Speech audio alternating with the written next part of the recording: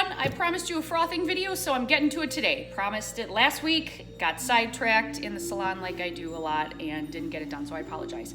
I'm going to kind of cover a few things today. I want to cover how frothing works on a scientific level, not an anecdotal level, and what products you can do frothing with most effectively, why you would want to do that over a different type of product. But frothing can be done with a variety of mechanisms. There's a lot of different models of frothers out on the market. I have a little milk frother, battery operated, whisks around pretty good. Doesn't work really well for a heavy product because it just doesn't spin fast enough. I prefer across the board. I figured if I'm going to do any type of a skin treatment that's going to require something thick and balmy that's going to stay where I put it, and I want to be able to see where it's at without having it run all over the place and get wasted or not be as effective, that I was going to just bite the bullet and invest in an immersion blender. So I have an immersion blender, and that's what I use. This happens to be a Braun immersion blender. Super powerful. This thing cuts up all types of stuff in the kitchen for me. And I have one here at the salon too. I have two different ones. So one for the kitchen, don't use that one at the salon, and then one that I keep here at the salon. But this Braun, it's a 200 watt. And what this does is it spins at a super high velocity with a very thin blade. So it's creating a vortex, a whipping action that's not only changing the size and shape of what it's cutting apart, but it's also introducing air. You see the vents on the side, and that allows particles or debris, not debris, but food and whatever you're chopping up to come in and come back out again so that it doesn't clog. But when you're using it in a plunging fashion, okay? And as you do that, every time you come up and air is introduced against that blade and into the whatever it is you're whipping, it's going to introduce more air. So you're going to get a higher peak, P-I-Q-U-E. So peak is something like that happens in baking. It's when you whip something and you're introducing air into the mixture along with a very rapid beating action, and that breaks down the composition of whatever it is that you're working with the blender while introducing air. So it's like this, and that's how I do it if I use it for a coat conditioning mask or some type of clay or detoxifying treatment that I'm going to use on the skin. Okay, this can be done. Frothing can be done with shampoo, guys, but I don't quite understand why. The idea, I think the reason a lot of groomers are seeing in reporting that they're having a greater amount of efficacy, like their shampoo is cleaning well, it supercharges the shampoo. On a chemistry level, that doesn't make sense to me. I do understand how micellar bonds work within a shampoo formulation, how they surround oil-based dirt and hold onto it while it's rinsed from the coat. But when you introduce air into an emulsion, it doesn't change the cleansing property or the ability of any of the surfactants or detergents within that formula. Doesn't supercharge anything or make it clean better. What it will do is whip the product and activate the emulsifiers in there, and you'll get more of a creamy product. Like for instance, I'll show you with, this is a clear, it's a co-surfactant system, so it's sodium lauryl sulfate, sodium lauryl sulfate, and cocamino propylbutane all together working in there. So 3 co-surfactants, okay? It's an 80, this happens to be an 84:1, so it's a super concentrate. And what happens when you whip that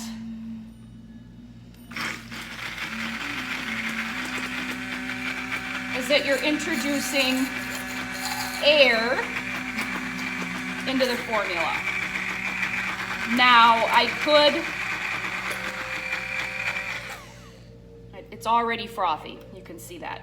I could add some water to that and further change the composition of that product, but I don't have a reason to do it because to me, shampoo, what happens when you run shampoo through a proportioner, through a proportioner, what it's doing is it's taking your diluted shampoo, that you're gonna dilute per dilution ratio on the manufacturer's suggested uses on the label, and you're mixing it with water, and you're putting it in a bottle if you're mixing it by 32 ounce bottle. If you're putting it in a recirculator, you've got your water, your shampoo concentrate, and air, okay, because that recirculator is working everything in a whirlpool or a vortex action. And what happens when you add air to it is that you're just further mixing the shampoo concentrate. So you're getting an even distribution of surfactants diluted throughout the water, and you're using the water and the shampoo to clean the coat. If you're doing it in a bottle, that's when you may see that something like whipping your shampoo makes it work way better. Hopefully, what I'm not reading about online is that people are taking their shampoo concentrate and whipping it and then using that on the coat, because that might make the shampoo clean a lot better because it's super concentrated. It also, in that situation, could be irritating to the skin. Stripping of oil, you always want to adhere to manufacturer's suggested usage on the label. Otherwise, you're asking for possible trouble. So if that's what's happening, that might be a reason why people are saying it supercharges my shampoo, it's cleaning much more effectively. But in a recirc system, in a shampoo proportioner, those machines are already taking water and shampoo and introducing air. They're doing it all for you. If you're hand mixing by 32 ounce bottle, that might be why you're seeing such a huge difference. Or if you're mixing the shampoo not truly diluted. Like if you put it in a proportioner and it's set to 16:1, it's diluting the shampoo proportionately per what you've dialed it in at. If you're mixing it by hand, you may be putting more shampoo concentrate in against the water and then whipping it, and it seems like it's cleaning better because there's more shampoo in there. There's a heavier surfactant base, if you will, or a heavier detergent in that formula that you're putting on the coat. But anyway, so I don't use frothing for shampoo. I don't feel that it does anything on a chemical level, and I know how shampoos work and how they clean against the coat. So to me, unless it's specifically recommended by the product manufacturer for some reason, whipping a shampoo, it's a waste of time. If you have a system where you're applying it by hand by a 32 ounce bottle or 16 ounce bottle and it's helping you, more power to you. But in that case, make sure if you're whipping it that you're still diluting it properly so that you don't possibly irritate the skin or overly strip the oil from the coat. And that goes for a clear, high dilution rate shampoo. That goes for an opaque, low dilution rate conditioning shampoo across the board. Whether the shampoo's thick or thin, even Castile soap, you can whip that and get this thick, frothy mixture and apply that by hand. But you need to be sure that you're diluting a shampoo concentrate proportionately. What I do like to use frothing for are my conditioning applications for the coat, so that I can not waste expensive and very active ingredients, and I can put it where I need it. So you can take any type of a conditioning base. I like Show Season's Hypo conditioner. That has no scent, no color in it. It's nice and thick.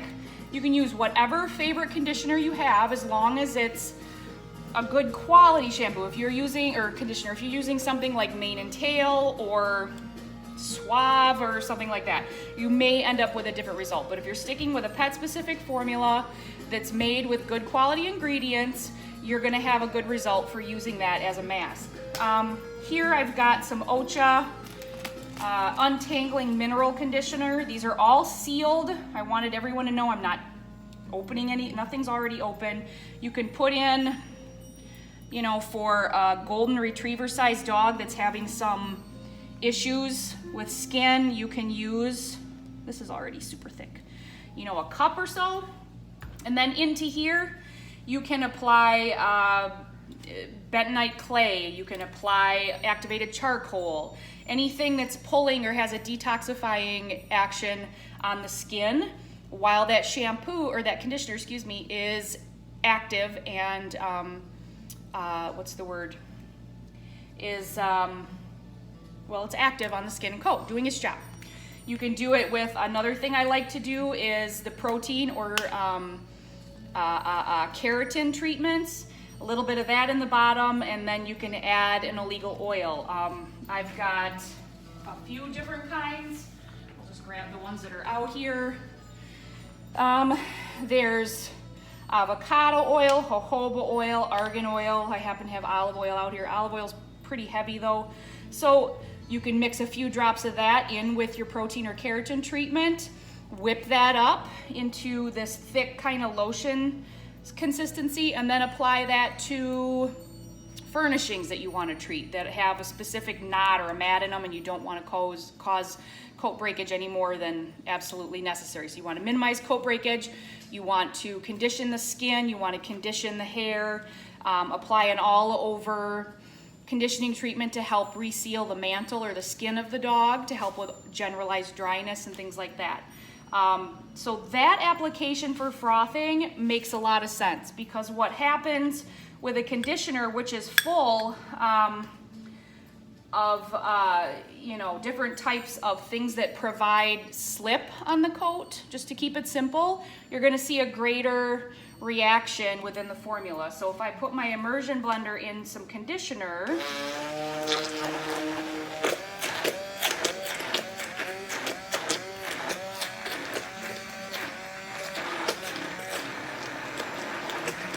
don't know if you guys can see this, but what I've got now is about twice as much conditioner. Okay, so by introducing air into a thicker formula like this that's going to go on full strength onto the skin or onto the coat, I'm just going to store that in there for now, you're basically altering the composition, the physical attributes of what it is that you're whipping and adding air into.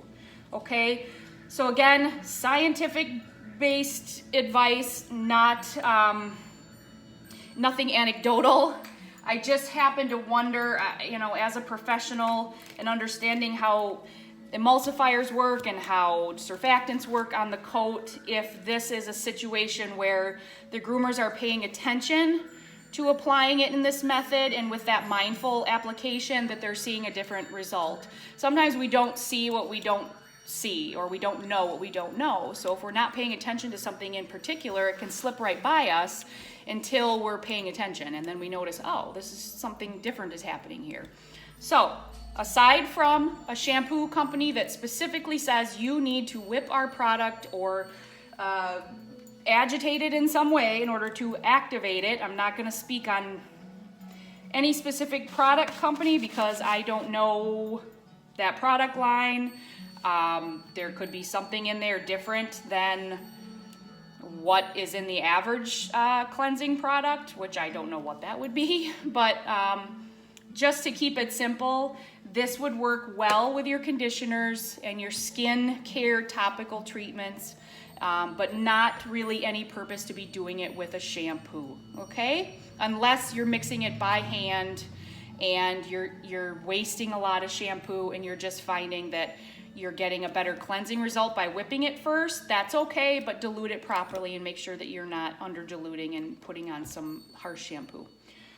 Okay, if you have any questions, put them in the comments and let me know. All right.